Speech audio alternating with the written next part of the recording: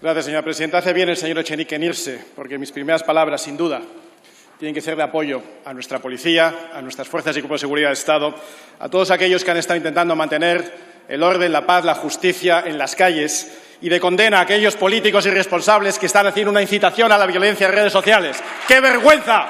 ¡Qué vergüenza me da el señor Echenique!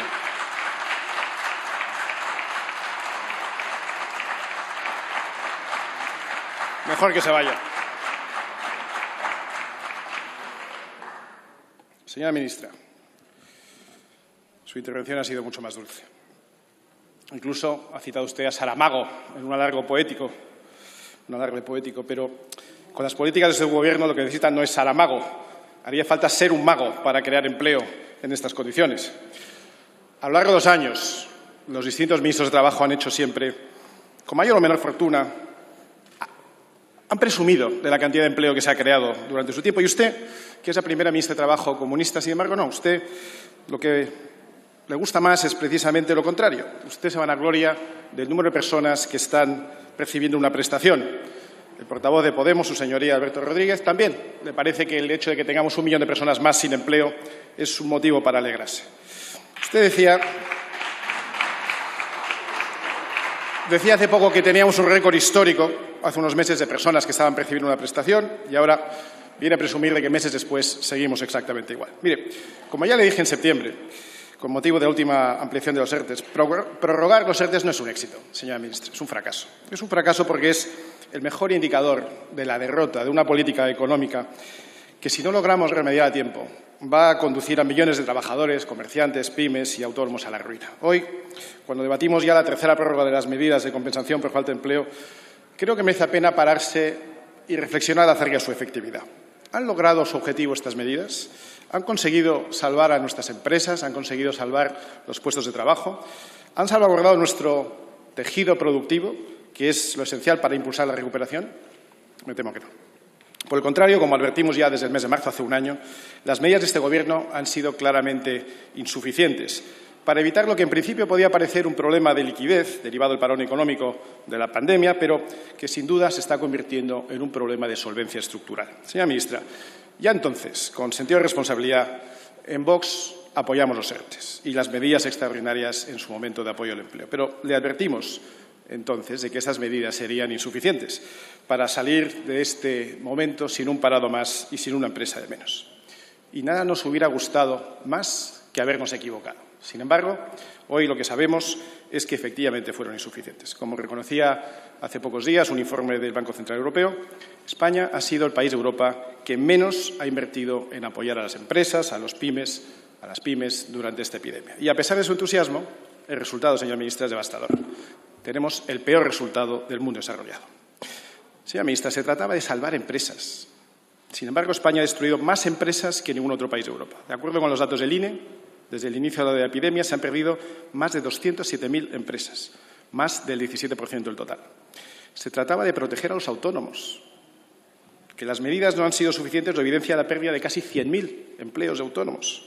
Se trataba de salvar empleos, pero por el contrario estas medidas no han evitado una sangría de puestos de trabajo como no ha habido en ningún otro país. No hay nada que presumir en el hecho de que, como recordaba Eurostat hace solo unos días, España concentra 4 de cada 10 nuevos parados en Europa, el 40%. Se trataba, sobre todo, de evitar una crisis coyuntural de liquidez se pudiera llegar a convertir en un problema de solvencia. Y, sin embargo, España está a la cabeza de empresas en riesgo de quiebra, con 1 de cada 4 por problemas de liquidez. Y no podemos permitir, señora ministra, que esta situación continúe. Miles de comerciantes, de autónomos, de pymes, simplemente no pueden más. No pueden más. Y una vez más, señora ministra, estas medidas no son suficientes. En nuestro país es donde más se ha desplomado el Producto Interior Bruto en 2020, un 11% en solo un año. Cuando el Producto Interior Bruto cae un 11%, solo para volver a la tasa anterior, al punto de partida, hay que crecer no ya un 11, sino un 12,4. Como se cae un 11, para llegar al punto de partida, créanme, hay que subir un 12,4%, solo para empatar el año 2019. Y para que se haga una idea de lo difícil que eso es, crecer un 12,4%. En los últimos 20 años, el récord de crecimiento de España ha sido del 4,1% en un año. Así que tendríamos que tener 3 años consecutivos de crecimiento récord, cosa que no se ha producido nunca en nuestra historia, solo para empatar la tasa de Producto Interior Bruto del año 2019. Y eso para llegar al año 2024, es decir, 4 años perdidos, el equivalente a una legislatura completa. Y aún así, ojalá lleguemos, señora ministra, sería lo deseable para España. Y nosotros vamos a poner de nuestra parte desde este Congreso. Pero con ustedes en el Gobierno va a ser muy difícil, porque ustedes, por su ideología trasnochada, son una máquina trituradora de empresas y de empleo. Y es verdad que es muy difícil ser una buena ministra de Trabajo cuando una no ha creado antes un solo puesto de trabajo. En esto no se distingue usted mucho de sus antecesores en el cargo. Y como los anteriores, probablemente ya cuando usted sea exministra, quizás se dé cuenta, señora ministra, de que el empleo no se crea por decreto. Los políticos no crean empleo, excepto para sí mismos y sus compañeros de partido. Los políticos son muy capaces de destruir el empleo, con normas, con prohibiciones, con impuestos, con dificultades, con barreras de todo tipo. Eso sí lo pueden hacer, pero no son capaces de crearlo. Lo que sí pueden hacer es crear un entorno favorable para la creación de empleo, un ecosistema que sea atractivo para la generación de riqueza, para la atracción de la inversión, un mercado que estimule el crecimiento, una administración que facilite, que no entorpezca a los autónomos, a los comerciantes, a los pequeños emprendedores, a las pymes, que sí son los que crean empleo. Y lo crean con mucha dificultad, asumiendo mucho riesgo, con mucha incertidumbre. Lo crean a pesar de gobiernos como el suyo, que aprueban y se aprueban a sí mismos unos presupuestos generales de Estado precisamente a cargo de esos que crean empleo, en los que ustedes se suben los sueldos, aumentan sus plantillas, renuevan sus coches oficiales y dedican cientos de millones de euros a chiringuitos ideológicos. Señora ministra, ustedes son un riesgo para recuperar España. Ustedes son el único Gobierno de la Unión Europea que ha subido los impuestos durante la epidemia del coronavirus.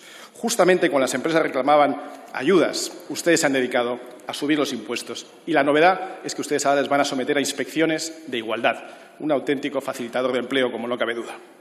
Hoy, además, en una situación económica que no ofrece oportunidades para nuestros jóvenes, que están sufriendo en nuestros barrios, ustedes añaden aquí, en este decreto, una disposición adicional tercera que facilita el acceso a los MENAs al sistema de garantía juvenil para que puedan seguir cobrando del Estado. Señor Espinosa de los Monteros, tendría que terminar, por favor. Ministra, los españoles lo que quieren es trabajar, pero con ustedes va a ser muy difícil. Ustedes han abandonado a los comerciantes, a las pymes, a los autónomos, a nuestros jóvenes para adelantar una agenda sectaria que los está llevando a la ruina.